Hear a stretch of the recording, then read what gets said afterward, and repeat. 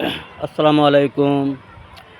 আমার প্রিয় বন্ধুরা, আমার প্রিয় মুসলমান ভাইরা, ইসলাম দরদি মুসলমান নেক আল্লাহর বান্দা বান্দিরা, আপনাদের উদ্দেশ্য করে আমি কিছু আমার ক্ষুদ্র এলেমে অল্প কিছু দিন ইসলামের কথা বলতেছি।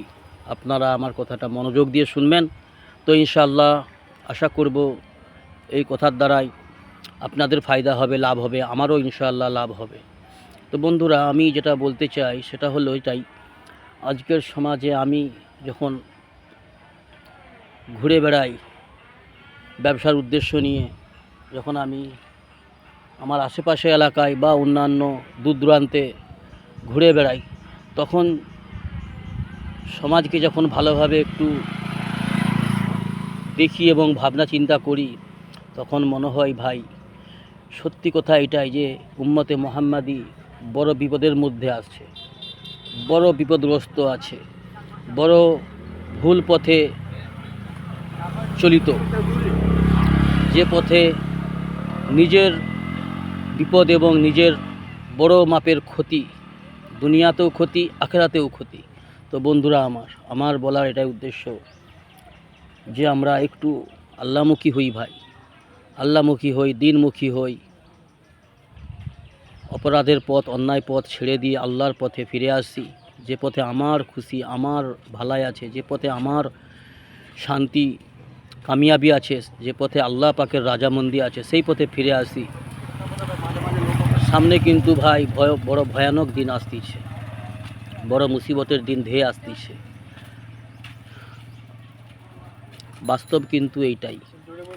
আজকের দিনে আমাদের সমাজে যেই পরিমাণে আল্লাহর নাফরমানি হচ্ছে, যেই পরিমাণে মুসলমান সমাজের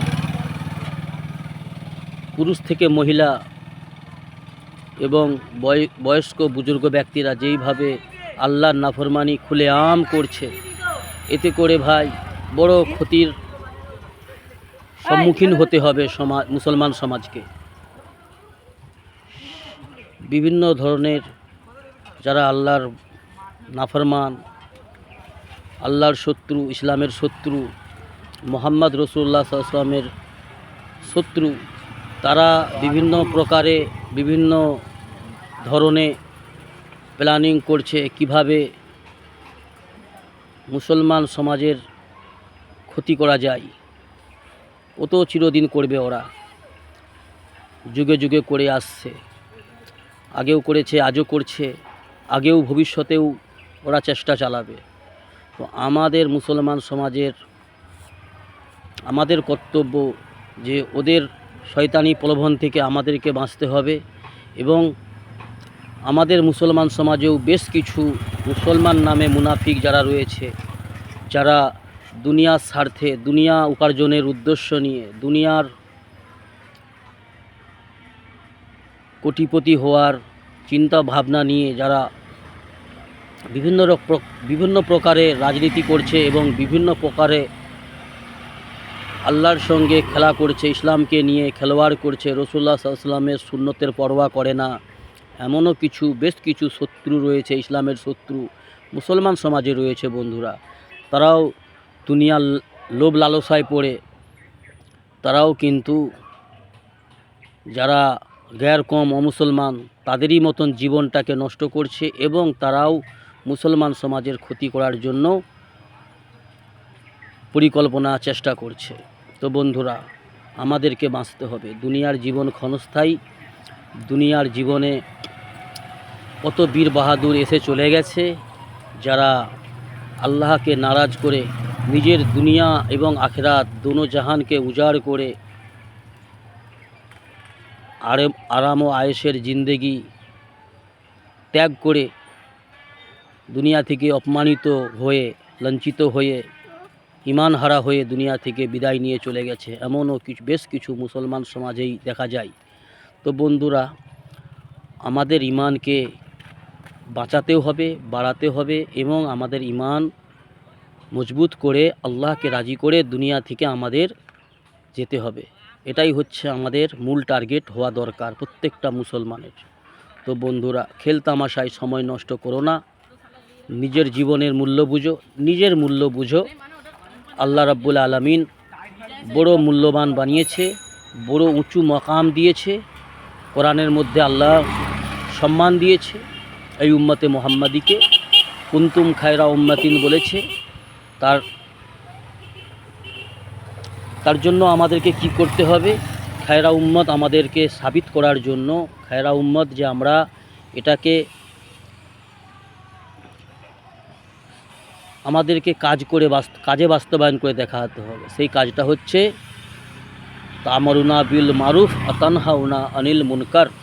মানুষকে সৎ পথে, হক পথের দাওয়াত দাও, গলত পথ থেকে, অন্যায়ের পথ থেকে বিরত রাখার জন্য মানুষের উপরে মেহনত করতে হবে ভাই। নিজেও যাতে করে হকের উপরে চলতে পারি, দ্বীন ইসলাম মেনে চলতে পারি এবং রাসূলুল্লাহ সাল্লাল্লাহু আলাইহি ওয়াসাল্লামের ইতাআত করতে পারি, অন্যায় অপরাধ থেকে, জুলুম থেকে, গুনাহের পথ ছেড়ে দিতে পারি এবং অন্যকেও কিভাবে আমার আপনজন এবং পার্শ্ববর্তী যারা এবং আমার সমস্ত উম্মত যারা মুসলমানের দাবি করে, গোটা পৃথিবী জুড়ে সমস্ত মুসলমানদের জন্য আমাদেরকে চিন্তা ফিকির নিয়ে, গম নিয়ে তাদের পিছনে মেহনত করতে হবে এবং আল্লাহর কাছে দোয়া করতে হবে নিজের জন্য এবং সমগ্র মুসলিম জাতির জন্য। তো সামনে ভাই বড় বিপদের দিন আসতে চলেছে। বিভিন্ন প্রকারে জালিমরা জুলুম অন্যায় করছে মুসলমান সমাজের উপর। তো আমাদেরকে সচেতন থাকতে হবে এবং নিজের আমলটাকে সংশোধন করতে হবে এবং অন্যায় অপরাধের পথ, হারাম রোজগার ছেড়ে দিতে হবে, মিথ্যা বলা ছেড়ে দিতে হবে, আল্লাহ হুকুমে আমাদেরকে দাঁড়াতে হবে, রাসূলুল্লাহ সাল্লাল্লাহু আলাইহি ওয়াসাল্লামের সুন্নতের মোতাবেক আমাদের জীবনটাকে বানাতে হবে এবং সুন্দরভাবে দুনিয়াতে সবার সঙ্গে সুন্দর ব্যবহার, ভালো আখলাক আমাদেরকে দেখাতে হবে। আল্লাহ আমাদের দ্বীন ইসলামের সহি বুঝ দান করুন, দ্বীন ইসলামের উপর কায়েম থাকার তৌফিক দান করুন, দ্বীন ইসলামের উপর আমাদের আল্লাহ ইমানের সহিত মৌত দান করুন। আল্লাহুম্মা আমিন।